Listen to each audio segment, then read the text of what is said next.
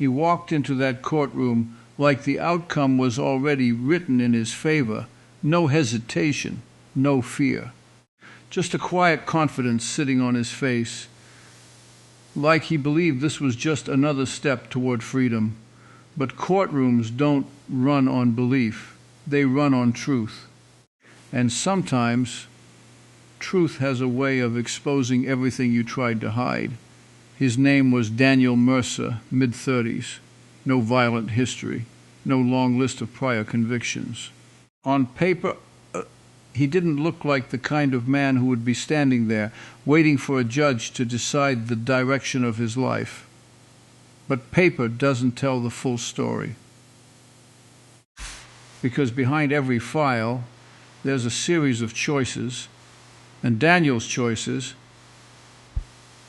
had finally caught up to him. The courtroom was quiet that morning, the kind of silence that feels heavy. Like everyone knows something serious is about to happen, but no one wants to be the first to break that silence. The judge entered. Everyone stood. And within seconds, the energy in the room shifted. This wasn't just another case. This was a decision point, a moment where one choice would change everything. State versus Daniel Mercer. The clerk's voice echoed through the room. The attorney stepped forward, the defense calm but alert, the prosecution focused, prepared, and Daniel? He stood there, hands lightly clasped, eyes forward, trying to look composed, but inside there was pressure building, because deep down he knew something wasn't right. He had entered a plea. He had accepted certain conditions. He believed, like many do, that cooperation would lead to leniency, probation, second chance, a way out. That was the plan. That was the expectation. But courtrooms don't work on expectations. They work on facts. The judge began asking questions, civil ones at first. Where would you live if granted probation? Do you have stable housing? Are you employed? Routine questions. But sometimes routine questions reveal uncomfortable truths. I'll be staying with my brother, Daniel said. A quick answer, confident, like he had rehearsed it. The judge nodded, but didn't move on. Where does your brother live? A pause. Not long, but noticeable. Here, in the city. And how long has he lived there? Another pause. About 3 years. The judge leaned back slightly, not convinced. Because here's the thing about courtrooms. They don't just listen to your answers. They watch how you answer.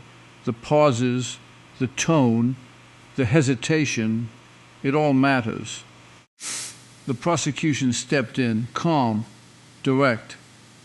Your Honor, the state has information that contradicts the defendant's statement, and just like that, the atmosphere changed completely. Because in that moment, this was no longer about probation. This was about credibility. The prosecutor continued. Records show that the residence he's referring to was sold 6 months ago. His brother no longer lives there. Silence.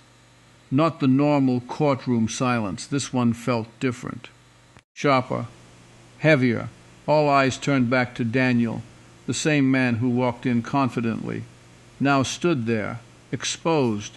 The judge looked at him, not angry, not emotional, just focused. Is there something you'd like to clarify? This was the moment, the chance to fix it, to be honest, to reset. But instead, Daniel hesitated, and that hesitation said everything. Because when the truth is simple, you don't need time to find it. I thought he still lived there, he said, weak, uncertain, and completely different from the confidence he had just minutes earlier. The judge didn't interrupt, didn't react immediately, but you could feel it. That shift, that realization.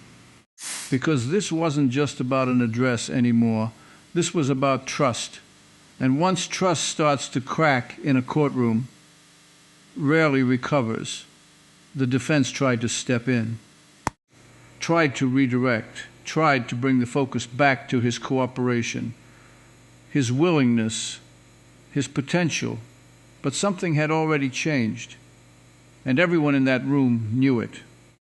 The judge flipped through the file again, slowly, carefully, taking everything into account. Then came the questions that matter most, not about paperwork, not about procedure, but about character.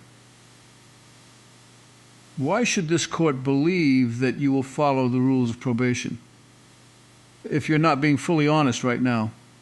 That question cut deeper than anything else, because it wasn't asking for an explanation. It was asking for truth, and Daniel didn't have one.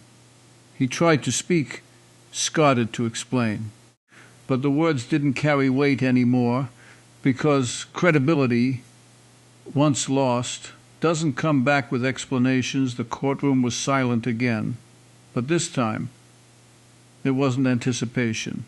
It was realization. The judge closed the file, looked directly at him, and made the decision. The court cannot grant probation in this case. Simple words, but heavy consequences. You will be remanded into custody. Just like that, everything changed. The confidence he walked in with, gone. The plan he believed in, gone. The second chance he expected, gone. Because in that moment became clear, this case wasn't lost because of the crime alone. It was lost because of the choices made after it. Because courtrooms don't expect perfection, they expect honesty. And when someone stands in front of a judge asking for leniency, asking for another chance, every word matters.